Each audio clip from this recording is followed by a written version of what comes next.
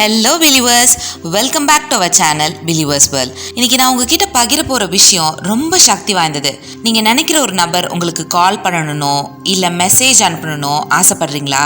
அது உங்கள் காதலியாக இருக்கலாம், உங்கள் நண்பராக இருக்கலாம், அல்லது எந்த ஒரு முக்கியமான நபராக கூட இருக்கலாம். இன்னைக்கு நான் உங்களுக்கு ஈர்ப்பு விதி மூலமாக அந்த நபரை எப்படி உங்களுக்கு காலோ மெசேஜோ பண்ண வைக்கலான்னு முழுசாக சொல்லித்தர போகிறேன். இது என் சொந்த அனுபவத்தில் நான் நம்ம கிளைண்ட்ஸ் கிட்ட பல முறை பண்ணி பார்த்து வெற்றி பெற்ற டெக்னிக் இது.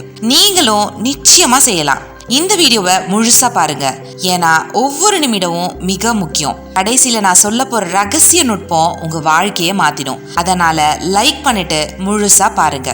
முதல்ல ஒன்று புரிஞ்சுக்கோங்க, நீங்க நினைக்கிறது, நீங்க உணர்றது, நீங்க நம்புறது எல்லாமே உங்க வாழ்க்கைக்கு வந்து சேரும். இது ஒரு பிரபஞ்ச விதி, அதுக்கு பேரு ஈர்ப்பு விதி. உதாரணமா சொல்ற கேளுங்க. நீங்க காலையில எழுந்திருக்கும் பொழுது இன்னைக்கு நல்ல நாளா இருக்கணும்னு நினைச்சா நிஜமாவே நல்லதா நடக்கும். அதே மாதிரி இன்னைக்கு எல்லாமே தப்பா போகும்னு நினைச்சா அப்படியே ஆகிடும். ஏன் இப்படி நடக்குது? நம்ம மனசு ஒரு சக்தி வாய்ந்த காந்த மாதிரி. அது என்ன அலைவரிசையில இருக்கோ அதே மாதிரியான விஷயங்களை நம்ம கிட்ட ஈர்த்துக்கிட்டே இருக்கும். இப்போ உங்களுக்கு ஒரு கேள்வி வரும், அப்ப நான் ஒருத்தரை பத்தி நினைச்சாலே அவங்க என்ன நினைப்பாங்களா? ஆமாம் பிலீவர்ஸ், உங்க எண்ணங்கள் அந்த நபருக்கு கண்டிப்பா போய் சேரும். ஆனா சரியான முறையில செய்யணும். அதான் இன்னைக்கு நான் உங்களுக்கு கத்துக் கொடுக்க போறேன். இப்ப நிறைய பேர் கேட்பாங்க, இது எப்படி சாத்தியம், இதுல என்ன அறிவியல் இருக்குன்னு.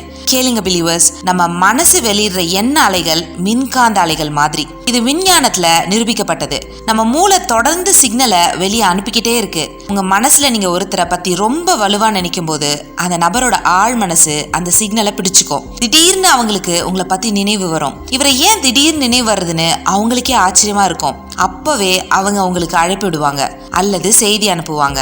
இதை நான் பல முறை அனுபவிச்சிருக்கேன். ஒரு நண்பரை பத்தி நினைச்சதும் 10 நிமிஷத்துல அவரோட அழைப்பு வந்திருக்கு. இது தற்செயல் இல்ல பிலீவர்ஸ், இது ஈர்ப்பு விதியோட சக்தி. முக்கியமா ஒண்ணு புரிஞ்சுக்கோங்க, இதை நீங்க நல்ல நோக்கத்தோட மட்டும் பயன்படுத்தணும். யாரையும் கட்டாயப்படுத்த கூடாது.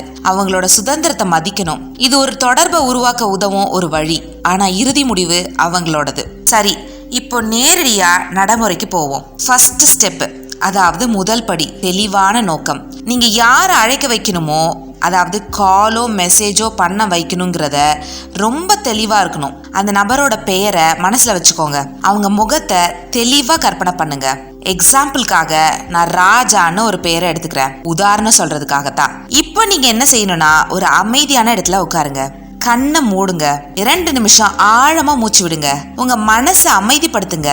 அப்புறம் மனசுக்குள்ள தெளிவா சொல்லுங்க, ராஜாவை நான் விரும்புகிறேன். இந்த இடத்துல ராஜான்ற இடத்துல உங்களுக்கு பிடிச்ச நபரோட பெயரை சேர்த்துக்கோங்க. ராஜாவை நான் விரும்புகிறேன், என்னை இன்று அழைக்க வேண்டும், அல்லது ராஜாவை நான் விரும்புகிறேன், என்னை இன்று தொடர்பு கொள்ள வேண்டும். இதை எழுதி வச்சுக்கோங்க.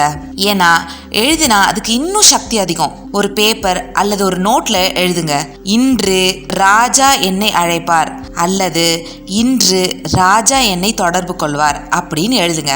மறுபடியும் சொல்றேன் பிலீவர்ஸ், ராஜான்ற நேமு நான் உங்களுக்கு உதாரணம் சொல்றதுக்காக தான் எடுத்திருக்கேன். அந்த ராஜான்ற இடத்துல உங்களுக்கு பிடிச்சவங்களோட நேமை நீங்க ஃபில் பண்ணிக்கோங்க.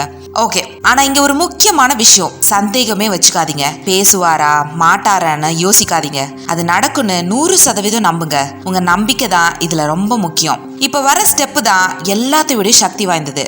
இத விஷுவலைசேஷன் சொல்லுவாங்க. தமிழ்ல சொல்றதுனா காட்சிப்படுத்துதல். கண்ணை மூடுங்க. உங்க மனசுல ஒரு படத்தை உருவாக்குங்க. அந்த நபர் உங்களுக்கு அழைப்பு விடுற காட்சியை பாருங்க. உங்க மொபைல் அடிக்குது. மொபைல் ஸ்கிரீன்ல, அதாவது திரையில அவங்க பெயர் வருது. நீங்க சிரிச்சுக்கிட்டே எடுக்கிறீங்க. ஹலோன்னு சொல்றீங்க. அவங்க குரல் கேக்குது. என்ன பேசுறாங்க? அவங்க உங்க பக்கம் நல்லா பேசுறாங்க. நீங்க சந்தோஷமா இருக்கீங்க. இந்த உணர்வை முழுசா அனுபவிங்க. இதை எவ்வளவு தெளிவா கற்பனை பண்றீங்களோ அவ்வளவு சீக்கிரம் நடக்கும். இது வெறும் காட்சி மட்டும் இல்ல, உணர்வையும் சேர்த்துக்காங்க. உங்களுக்கு எப்படிப்பட்ட உணர்வு இருக்கும் அந்த நபர் உங்களுக்கு அழைக்கும் போது? மகிழ்ச்சியா இருக்கும்ல, ஆச்சரியமா இருக்கும்ல. அந்த உணர்வை இப்பவே அனுபவிச்சுக்கோங்க. உங்க உடம்புல அந்த சந்தோஷம் பரவட்டும். இதை குறைஞ்சது 5 நிமிஷமாவது செய்யுங்க. காலை எழுந்திரிச்சதும் செய்யுங்க, இரவு தூங்க போறதுக்கு முன்னாடியும் செய்யுங்க, நடுவுல நேரம் கிடைச்சாலும் செய்யலாம். எவ்வளவு அடிக்கடி இதை செய்யறீங்களோ அவ்வளவு வேகமா அது நிஜமாகும். இப்போ இந்த ஸ்டெப் நம்பர் 3ல தான் ரொம்ப பேர் தப்பு பண்றாங்க. அவங்க வெறும் காட்சியை மட்டும் பாக்குறாங்க, ஆனா உணர்வை சேர்க்கறது இல்ல. ஈர்ப்பு விதி உணர்வுகளை மட்டுமே புரிஞ்சுக்கும். உங்க எண்ணத்தை இல்ல, உங்க எண்ணம் இல்ல, உங்க உணர்வு தான் முக்கியம். உதாரணமா, நீங்க அவரை அழைக்க வேண்டும்னு நினைக்கிறீங்க, ஆனா உங்க மனசுல அவர் அழைக்க மாட்டாருன்னு பயமும் இருக்கு. இந்த பயம்தான் உங்க வேண்டுதலை தடுக்குது. அதனால என்ன செய்யணும்னா, அது ஏற்கனவே நடந்துட்டது மாதிரி உணருங்க. அவர் அழைக்க வேண்டும்னு சொல்றதுக்கு பதிலா அவர் என்னை அழைக்கிறார், நான் மிகவும் சந்தோஷமாக இருக்கிறேன்னு நிகழ்காலத்துல உணருங்க. பாருங்க மக்களே, பிரபஞ்சம் நேரத்தை புரிஞ்சுக்காது. அது இப்ப, நேத்து, நாளைன்னு பிரிக்காது. நீங்க எப்ப உணர்றீங்களோ அது அப்பவே நடக்கிறது. அந்த பிரபஞ்சத்துக்கு ஒரு ரகசியம் சொல்றேன். நீங்க அந்த நபரோட மெசேஜை படிச்சுக்கிட்டு இருக்கீங்கன்னு கற்பனை பண்ணுங்க. அவங்க என்ன எழுதிருக்காங்கன்னு நீங்களே ஒரு செய்தியை உருவாக்குங்க. ஹாய், எப்படி இருக்க, உன்னை நினைச்சேன்னு அவங்க எழுதியிருக்காங்கன்னு நினைங்க. அதை பார்த்த உடனே உங்களுக்கு எப்படி இருக்கும்? அந்த சந்தோஷத்துல இப்பவே இருங்க. இப்ப வர்றது ஸ்டெப் நம்பர் 4. ரொம்ப நுட்பமானது, ஆனா மிக மிக முக்கியம். இத ஆங்கிலத்துல ரிலீசிங்னு சொல்லுவாங்க. தமிழ்ல சொன்னா விட்டு விடுதல். நீங்க உங்க வேண்டுதலை பிரபஞ்சத்துக்கு சொல்லிட்டீங்க, காட்சிப்படுத்தி முடிச்சிட்டீங்க, உணர்வையும் உணர்ந்துட்டீங்க. இப்ப என்ன செய்யணும்னா விட்டுடுங்க. ஆமா, கரெக்டா கேட்டீங்க. அதை விட்டுடுங்க. எப்போ கால் பண்ணுவாங்க, எப்படி கால் பண்ணுவாங்கன்னு ஒவ்வொரு நிமிஷமும் யோசிச்சுக்கிட்டே இருக்காதீங்க. அப்புறம் மொபைலையும் பார்த்துக்கிட்டே இருக்காதீங்க. ஏன் தெரியுமா? நீங்கள் அடிக்கடி மொபைலை பார்க்குறதால இன்னும் வரலன்னு ஒரு பற்றாக்குறை உணர்வை நீங்கள் உருவாக்குறீங்க. இந்த பற்றாக்குறை உணர்வு தான் உங்கள் வேண்டுதலை தடுக்குது. அதுக்கு பதிலாக அது ஏற்கனவே நடந்துருச்சுன்னு சரியான நேரத்தில் வரும்னு நம்புங்க. நீங்கள் ஆன்லைனில் எதையாவது வாங்கினீங்கன்னு வச்சுக்கோங்களேன், ஆர்டர் பண்ணிட்டீங்க. இப்போ அது வர்றதுக்காக நீங்கள் கவலைப்படுறீங்களா? இல்லைல்ல, அது வரும்னு தெரியும்ல. அதே மாதிரி இதையும் விட்டுடுங்க. நீங்கள் செய்ய வேண்டியது முடிஞ்சிருச்சு. இப்போ அதை உங்களுக்கு கொண்டு வர வேண்டியது பிரபஞ்சத்தோட வேலை. நீங்க தலையிடாதீங்க. உங்க மனசை வேற விஷயங்கள்ல ஈடுபட வைங்க. உங்க வேலையை செஞ்சிட்டீங்க, நண்பர்களோட சந்தோஷமா இருங்க, படிங்க, பாட்டு கேளுங்க, என்ன வேணும்னாலும் செய்யுங்க. ஆனா அதுக்காக காத்துக்கிட்டு மட்டும் இருக்காதீங்க. இப்போ கடைசி ஸ்டெப் நம்பர் 5. இதை செஞ்சா உங்க வேண்டுதல் இன்னும் வேகமா நிறைவேறும். அதுதான் நன்றி கூறுதல். இது இன்னும் நடக்கலையே, எதுக்கு நன்றி சொல்றதுன்னு நீங்க நினைக்கலாம். ஆனா இதுதான் சீக்ரெட். நீங்க ஏற்கனவே அந்த நபர் கால் பண்ணிட்டாங்க அல்லது மெசேஜ் பண்ணிட்டாங்கன்னு கற்பனை பண்ணி அதுக்கு நன்றி சொல்லுங்க.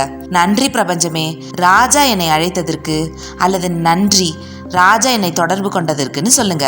நீங்க எதுக்கெல்லாம் நன்றி சொல்றீங்களோ அது உங்க வாழ்க்கையில பெருகும். இது ஈர்ப்பு விதியோட இன்னொரு சக்தி. காலையில எழுந்திரிச்சதும் இன்னைக்கு ராஜா என்னை அழைத்ததற்கு நன்றின்னு சொல்லுங்க. இரவு தூங்க போறதுக்கு முன்னாடி இன்னைக்கு ராஜா என்னை தொடர்பு கொண்டதுக்கு நன்றின்னு சொல்லுங்க. பார்க்கறதுக்கு கோமாளித்தனம் மாதிரி தான் இருக்கும், பட் ஆனால் நிஜத்துல கண்டிப்பா பிரபஞ்சம் இதை உங்ககிட்ட கொண்டு வந்து சேர்க்கும். இந்த நன்றி உணர்வு உங்களை ஒரு உயர்ந்த அதிர்வெண்ணில் வைக்கும். அந்த உயர்ந்த அதிர்வெண்ணில் தான் ஈர்ப்பு விதி நல்ல வேலை செய்யும். இன்னொரு விஷயம், உங்க வாழ்க்கையில ஏற்கனவே இருக்கிற எல்லாத்துக்கும் நன்றின்னு சொல்லுங்க. உங்க குடும்பம், உங்க நண்பர்கள், உங்க உடல் நலம், உங்ககிட்ட இருக்கிற சின்ன சின்ன விஷயங்கள் கூட நன்றின்னு சொல்லுங்க.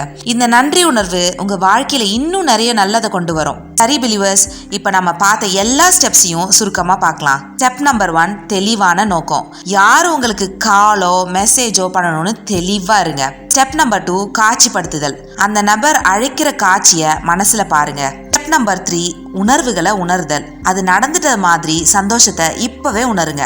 ஸ்டெப் நம்பர் 4, விட்டு விடுதல். அதை பிரபஞ்சத்துக்கிட்ட விட்டுடுங்க, காத்துக்கிட்டு இருக்காதீங்க. ஸ்டெப் நம்பர் 5, நன்றி கூறுதல். ஏற்கனவே நடந்துட்டதுக்கு நன்றின்னு சொல்லுங்க. இதை செய்யும் போது கவனிக்க வேண்டிய முக்கிய விஷயங்கள் என்னன்னா, சந்தேகம் வச்சுக்காதீங்க. இது நடக்குமான்னு யோசிச்சா அது நடக்காது. 100% நம்புங்க. பொறுமையா இருங்க. சில நிமிஷத்திலேயோ அல்லது அடுத்த சில மணி நேரத்திலேயோ இது நடக்கும். சில நேரங்கள்ல 2-3 நாள் கூட ஆகலாம். எல்லாம் சரியான நேரத்துல நடக்கும். நல்ல நோக்கத்தோட மட்டும் இதை செய்யுங்க. யாரையும் கட்டாயப்படுத்த இந்த வழிமுறையை உபயோகிக்காதீங்க. அவங்க சுதந்திரத்தை மதிங்க. தொடர்ந்து பயிற்சி செய்யுங்க. முதல்ல செஞ்சு நடக்கலைன்னா விட்டுடாதீங்க.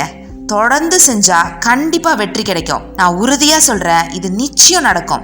நேர்மறை எண்ணங்கள் மட்டும் வைங்க. எதிர்மறையா யோசிச்சா எதிர்மறை விஷயங்கள் தான் வரும். அதனால நேர்மறையா இருங்க. கடைசியா நான் சொல்ல விரும்புறது, இந்த ஈர்ப்பு விதி ரொம்ப சக்தி வாய்ந்தது. நீங்க நினைக்கிற எல்லாமே உங்க வாழ்க்கையில வரும். இந்த வழிமுறையை பயன்படுத்தி நீங்க வெற்றி பெற்ற உடனே கமெண்ட்ல கண்டிப்பா சொல்லுங்க. நான் உங்களோட அனுபவத்தை படிக்க ஆவலா காத்திருக்கேன். அண்ட் மற்றவங்களுக்கும் இது ஒரு நம்பிக்கையை கொடுக்கும். அதுக்கு முன்னாடி இப்போ கமெண்ட்ல பிரபஞ்சத்துக்கு நன்றின்னு சொல்லுங்க. இந்த வீடியோ உங்களுக்கு பிடிச்சிருந்தா லைக் பண்ணுங்க. இன்னும் இது மாதிரி வீடியோக்கள் பார்க்க நம்ம பிலீவர்ஸ் வேர்ல்ட் சேனலை சப்ஸ்கிரைப் பண்ணுங்க. உங்க நண்பர்களுக்கும் இதை கத்துக்க வேணும்னு நினைச்சீங்கன்னா அப்ப இந்த வீடியோவை அவங்களுக்கும் ஷேர் பண்ணுங்க. உங்க வாழ்க்கையில நீங்க நினைக்கிற எல்லாமே நடக்கட்டும். நீங்க நினைக்கிற நபர் நிச்சயம் உங்களுக்கு கால் பண்ணுவாங்க. நம்பிக்கையோட இருங்க. இது மாதிரி ஒரு நல்ல வீடியோல மறுபடியும் உங்களை சந்திக்கிறேன். Until then, happy manifesting. நன்றி பிலீவர்ஸ்.